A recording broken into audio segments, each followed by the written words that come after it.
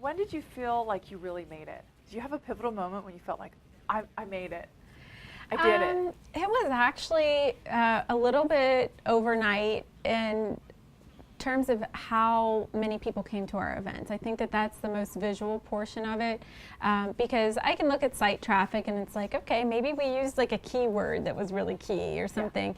But when our events went from 50 to maybe 75 people to 500 and 600 attendees, and that's a lot of people. And to have committed to a ticket and to be able to accommodate, and I really attribute a lot of that to our event planning company. We used to have an in-house event planner, and she went on maternity leave, so I decided, well, I'll get a third-party event planning company, and then maybe if she wants to come back, I'll hire her back. And it was basically just, I didn't put much thought into it. It wasn't this big strategic move, but it allowed my team to relinquish all of the duties that have to do with these events, and I left it to the professionals to take these events to the next level so I could focus on the blogging and the media outreach, because we have all these great connections here in Cincinnati. And so it let me do what I like to do, and that's connecting with people and promoting and making sure that all the pre-work that goes into the event is done, and make sure that it's all promoted in all different various ways. And then the actual day of, all of these people have a fabulous time. They're all going out and telling their friends. Yeah.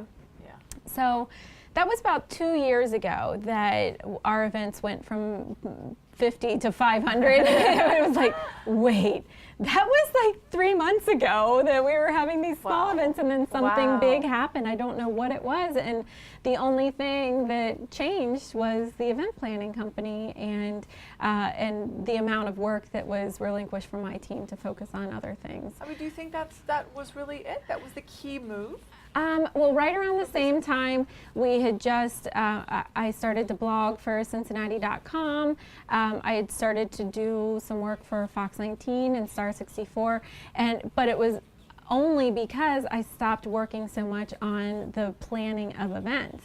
It allowed my calendar to free up to say, hey, I have an afternoon free to be able to set some appointments up with the Enquirer, Fox 19, and all of these different things. So I was able to work on community relationship development, and I think that is the key, because now, I'm able to focus. And then you were more. That's an interesting point. Yeah. So to any business owner out there, I do think it's important to be involved in all aspects of your business, but maybe the things that you don't need to do necessarily, you don't need to have your name associated with the accounting, or maybe the bookkeeping, or the relinquish some of the things that don't make you super excited about life and that don't need your name associated with it. I need to be at every event. I need to be blogging. I need to be doing appearances people want to like see this. You. Yes. Yeah. And that's the important thing of my business. So to any other business out there, a business owner out there, or someone who's dreaming of that, that's definitely a key focus, is get rid of those things on your plate that you don't need to have on there. Delegate to elevate, Excellent I say. Yes, So that's the turning point for me, is when I made that decision to take 20 or so hours off my plate that didn't need to be there, and I was able to refocus my efforts on bigger and better efforts.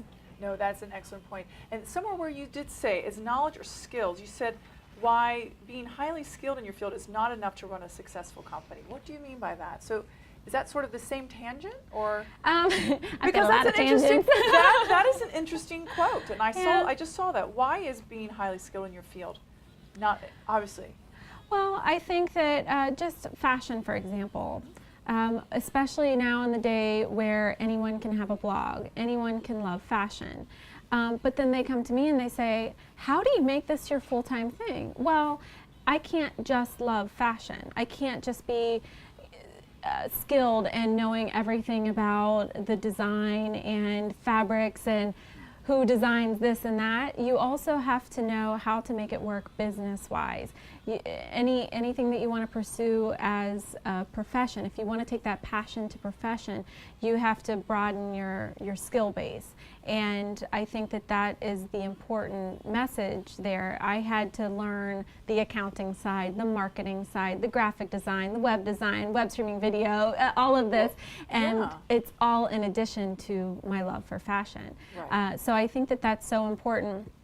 Figure out the other elements that make your dream work and either hire the other people that can make that happen. And most people can't hire that team right off the bat. You have to know it. And it makes it a full circle, more well-rounded business owner when you don't just know the one aspect of your business. You know how to make it all function. If you need to step in at any given point in time, you can. So I do think that that's an important thing for business owners to know, or anyone that's aspiring to launch something. You have to know what makes the full circle run. But also, I think, what about the intangible? For instance, I've asked this a lot before. Why is it there's a row of restaurants, a row of stores, and one is more, they all sell the same thing. Why is that one going to be more successful? Isn't that something there, what quality is there? That sort of, isn't there that intangible that you bring, or that there's that exuberance or something that makes, that just no matter what, it's human nature, that magnetism. You got it or you don't. Yeah. Maybe, perhaps. Is that not accurate, or maybe is that too blunt? I think there's Not always happy that. thing you don't want to hear? No, I think there's always that je ne sais quoi about what makes someone more attractive. Someone could still do what you're doing. There's three of you, but you're fabulous at it. Right. Well, I like to think that I just love what I do, and people are magnetized toward that. And some people get into business for maybe the wrong reasons. Maybe they got in it to just become a multimillionaire, which is great, and that can always be a goal. But I got into this for different reasons. The money is great, and I don't make all the money in the world, but I make enough to feel comfortable and to feel like I'm being rewarded for my time. But the most important thing for me is to feel like I'm doing a greater thing for Cincinnati. I'm connecting the local women with the people, products, and services that make their lives easier. And the clients are happy because they're able to reach an audience that they weren't able to otherwise, and the readers are happy because they're able to reach resources that they didn't know about otherwise. So that's a greater thing for me, and I think that that's my secret to success, is because it came from a really genuine place of doing what I love and providing something to the community that was necessary and needed and wanted, and it's fun. People enjoy it, and they're magnetized toward that. And I think that when you find something that people are magnetized to, you don't have to spend all the money in the world to market it. They just come because they want to. They come because they enjoy it. They come because their friends are talking about it. That's what's going to propel your business forward and make it shine above the rest, is that you have that magnetism. And don't you think that, like we were referring to Oprah and all Yeah. that if you They bring have fun, it. if you have fun and you truly want to do it, don't you think no matter how many people say no to you, you're gonna You'll find a somehow way. find a way? Yeah. And when you've connected with that thing you really love, that's where the magnet happens. That's where people, when you connect with something that you love so much that you can't help but shine, people are gravitating toward that light, and they want to shine too, and they feel better when they're around you, and they feel better being attached to you in some way. Like when I mentioned, when I started the business, other people wanted to be a part of it. They wanted to be a part of that light. Right. What's your legacy for Cincinnati? Real quick, in a nutshell. Well, I went into this wanting to make Cincinnati chic, and I think that I'm doing that every single day, with every new issue, with each new blog post, with each new event. Cincinnati really is have. getting more and more chic every day. You really have. Thank you so much, Amy. Yeah. Come find yourself. The world needs you, all of you. How long are you willing to wait? Are you ready